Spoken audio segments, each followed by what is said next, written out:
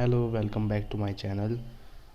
ये कुछ important formulas हैं जो नाइन्थ, एट्थ और टेंथ क्लास के लिए काफ़ी ज़्यादा इम्पोर्टेंट हैं। ये surface area, curve surface area, volume और कुछ अदर्स भी। सो फर्स्ट, नेम, फिगर का नेम क्यूबॉइड। इसकी फिगर ये है, देखिए। अब इसका सरफेस एरिया 2 ब्रैकेट में LB + BH + HL, फिर भी ठीक है। अब इसका लेटरल सरफेस एरिया, ठीक है। इसका कर्व सरफेस एरिया नहीं होता है, इसका लेटरल सरफेस एरिया होता है। कर्व सरफेस एरिया उन चीज़ों का होता है जो कर्व होती हैं। लेटरल सरफेस एरिया उन चीज़ों का होता है जो एकदम स्ट्रेट रहती है, ठीक है। तो इसका लेटरल सरफेस एरिया रहेगा 2H ब्रैकेट में L + B। और इसका वॉल्यूम, इसके वॉल्यूम की बात करते हैं। इसका वॉल्यूम रहेगा L × B × H। क्यूबॉइड ख़त्म। नेक्स्ट, क्यूब इसकी फिगर ये थी। क्यूब एक तरह से समझिए ये स्क्वायर की 3D शेप है, ठीक। तो इसका जो सरफेस एरिया होता है वो होता है 6S², मतलब S इधर साइड है। और हाँ, ये क्यूबॉइड था। इधर L मतलब लेंथ, B मतलब ब्रेथ, H मतलब हाइट, ठीक है। फिर इसके बाद अब क्यूब पे वापस आते हैं। तो क्यूब 6S², इसका सरफेस एरिया होता है 6S², ठीक है। तो इसका curve surface lateral surface area जो होता है वो होता है 4S²। अभी मैं आपको इनमें अंतर ही बताऊंगा। तो नेक्स्ट, क्यूब का वॉल्यूम होता है साइड का क्यूब, ठीक है। नेक्स्ट फिगर, सिलेंडर की शेप ऐसी होती है। इसका टोटल सरफेस एरिया होता है 2πr ब्रैकेट में R + H, ठीक। फिर उसके बाद इसका कर्व सरफेस एरिया, इसका लेटरल नहीं होता है, इसका कर्व होता है, क्योंकि ये कर्व होता है। इसका कर्व सरफेस एरिया होता है 2πRH, ठीक। फिर उसके बाद इसका वॉल्यूम जो होता है πr²H, ठीक। फिर इसके बाद कोन, और हाँ, इधर R मतलब रेडियस और H मतलब हाइट ऑफ सिलेंडर। इधर कोन जो होता है, कोन जो की फिगर ये है। फिर इधर कोन का सरफेस एरिया πr ब्रैकेट में L + R। यहाँ L जो है वो है स्लेंट हाइट, जो ऐसी वाली, और रेडियस ऐसे यहाँ पे। ये L जो है ये है, ये देखिए ना, ये, ठीक है। तो इसकी सरफेस एरिया जो है वो है πr ब्रैकेट में L + R। तो इसका कर्व सरफेस एरिया, कर्व है याद रखना, क्योंकि ये कर्व होता है। तो इसका कर्व सरफेस एरिया हो गया πrl, ठीक है। अब इसका वॉल्यूम क्या होता है 1/3 πr²H।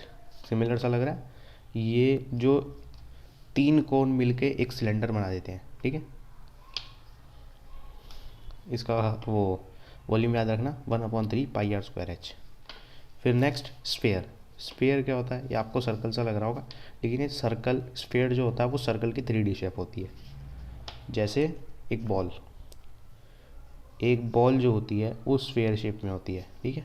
स्फेयर की फिगर ये थी। इसका जो टोटल सरफेस एरिया होता है वो होता है 4πr², 4πr², R मतलब रेडियस। और इसका कर्व सरफेस एरिया भी 4πr²। ये गलत नहीं लिखा है, क्योंकि जो स्फेयर होता है उसका कोई कर्व सरफेस एरिया नहीं होता, ठीक है। तो वो सेम रहता है। नेक्स्ट, इसका वॉल्यूम जो होता है वो होता है 4/3 πr³, ठीक है। इसका जो वॉल्यूम होता है वो होता है 4/3, 4/3 πr³, ठीक। फिर नेक्स्ट फिगर है हेमिस्फेयर। ये समझ लो सेमी सर्कल, पता है सेमी सर्कल की 3D शेप है। जैसे दो हेमिस्फेयर मिलके एक स्फेयर बना देते हैं, ठीक है। ये मतलब समझ लो स्फेयर का आधा, ठीक। तो इसका जो सरफेस एरिया होता है वो होता है 3πr², और इसका कर्व सरफेस एरिया होता है 2πr², और इसका वॉल्यूम होता है 2/3 πr³, ठीक है। ये हो गया। चलो, अब मैं आपको अंतर बताता हूँ सरफेस एरिया में, कर्व सरफेस एरिया में और वॉल्यूम में। देखो, सरफेस एरिया क्या होता है। सरफेस एरिया में हम उस चीज़ों को काउंट करते हैं जिसे हम पेंट कर सकते हैं।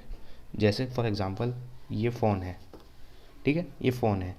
अब इस फ़ोन को मैं यहाँ से भी पेंट कर सकता हूँ, मैं इसकी एजेस से भी पेंट कर सकता हूँ, इसको पीछे से भी पेंट कर सकता हूँ, इसको यहाँ से भी पेंट कर सकता हूँ, इसको यहाँ से भी पेंट कर सकता हूँ और इसको यहाँ से भी पेंट कर सकता हूँ। ठीक है, तो ये हो गया इसका टोटल सरफेस एरिया।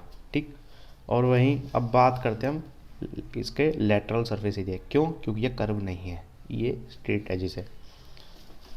ठीक है, तो इसमें अब मैं जो कर्व सरफेस एरिया की बात करूँगा उसमें मैं खाली इसकी 4 दीवारी की बात करूँगा, मतलब सिर्फ ओनली 4 दीवारी की।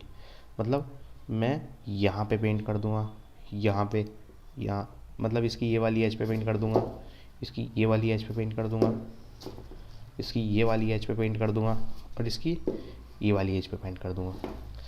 मतलब मैं टॉप और बेस इन दोनों को छोड़ दूँगा, टॉप और टॉप और बेस इन दोनों को छोड़ दूंगा, इन दोनों को पेंट नहीं करूँगा। ये होता है हमारा कर्व सरफेस एरिया और लेटरल सरफेस एरिया। ठीक है, वहीं वॉल्यूम का मतलब क्या होता है? वॉल्यूम का मतलब होता है किसी चीज़ में, किसी फिगर में कोई चीज़ कितनी आ सकती है। फॉर एग्ज़ाम्पल जैसे ये बॉल है, ये बॉल है, इस बॉल के अंदर कितनी हवा आ सकती है, वो निकालने के लिए मुझे इसका वॉल्यूम निकालना पड़ेगा, तभी मेरे को पता चलेगा। ठीक है, समझना। और वहीं एक स्फेयर की मैंने बात करी थी। अब देखो स्फेयर में ऐसी कौन सी जगह है, स्फेयर की मैंने बात करी थी कि उसका कोई वो नहीं होता कर्व सरफेस एरिया। वो क्यों नहीं होता? क्योंकि स्फेयर में हमें कहीं भी कोई ऐसी जगह ही नहीं मिलती, वो चारों तरफ से एक ही जैसा होता है, तो इसलिए हमें कोई जगह काट नहीं सकते। और वहीं अब हम बात करें क्यूबॉइड का वो टोटल सरफेस एरिया पता ही दिया मैंने आपको, सारी जगह देखा। और वहीं इसका कर्व सरफेस एरिया निकालते हैं तो क्या होता है, इसके टॉप को छोड़ देते हैं और बेस को छोड़ देते हैं। ठीक है, और वहीं क्यूब की बात करें तो यहाँ पे भी सेम रहता है, इसके टॉप को छोड़ देते हैं और बेस को छोड़ देते हैं। और वहीं आती बात सिलेंडर की। सिलेंडर में क्या देखते हैं, सिलेंडर में भी हम इसके टॉप को छोड़ देते हैं और बेस को छोड़ देते हैं। मतलब ऊपर एक सर्कल सा होता है, नीचे भी एक सर्कल होता है, हम उन दोनों को नहीं पेंट करते। ठीक है, जब भी इस वो विजुलाइज करो ना इसे, तो ऐसा विजुलाइज करो कि समझो कि हम उसे पेंट कर रहे हैं, कहाँ कहाँ हम इसे पेंट कर सकते हैं, ऐसे। ठीक है, फिर उसके बाद नेक्स्ट कोन में हम ऊपर का जो टोपी वाला हिस्सा होता है ना, वो पेंट कर देते हैं, नीचे का जो सर्कल होता है उसे छोड़ देते हैं। ऐसे स्फेयर मैंने बताया इसका कोई कर्व सरफेस एरिया नहीं होता, तो इसे तो पूरे में पेंट करना पड़ता है। और वहीं आता है हेमिस्फेयर का मतलब पहले नीचे थोड़ा सर्कल और एक यहाँ पे सर्कल, मतलब वो सर्कल हो गए ना, तो हम इसका भी कर्व सरफेस एरिया होता है। तो इसका कर्व सरफेस एरिया में हम इसके ये वाला पार्ट को नहीं लेते, नीचे वाले पार्ट को ले लेते हैं। ठीक, अब कुछ नेक्स्ट फॉर्मूले। डायगोनल ऑफ अ क्यूब के डायगोनल का फॉर्मूला होता है √3/a, √3 इंटू ए मतलब साइड। डायगोनल ऑफ क्यूबॉइड, इसका फॉर्मूला होता है डायगोनल का स्क्वायर बराबर होता है लेंथ का स्क्वायर इंटू में ब्रेथ का स्क्वायर इंटू में हाइट का स्क्वायर। ठीक है, एक फार्मूला और होता है L square is equal to height का स्क्वायर इंटू में आर का स्क्वायर। देखो कोन में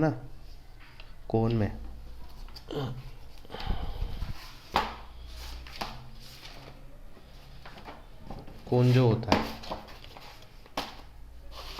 कोन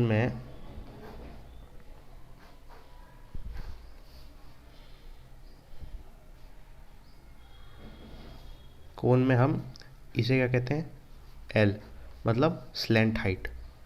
ठीक है, इसे कहते हैं एल स्लैंट हाइट, और ये होती है हाइट एच, और ये होती है हमारी रेडियस आर। ठीक है, तो ये आपको देख रहे होंगे कुछ कि ये एक राइट एंगल से बन गया है, ये एक राइट एंगल सा बन गया है, ये एक राइट एंगल सा बन गया है। ठीक है, तो इसमें ना ये राइट एंगल से बन गया, तो इसमें आप कुछ देखोगे तो एक पाइथागोरस थ्योरम सी लग रही है। और वो पाइथागोरस थ्योरम क्या होती है, हाइपोटेनस का स्क्वायर बराबर होता है हाइट का स्क्वायर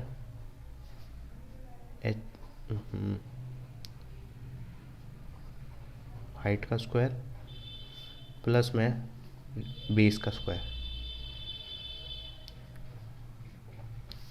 ठीक है, ये पाइथागोरस थ्योरम होता है। तो इसके हिसाब से इधर एल का स्क्वायर बराबर हो जाएगा एच का स्क्वायर प्लस आर का स्क्वायर।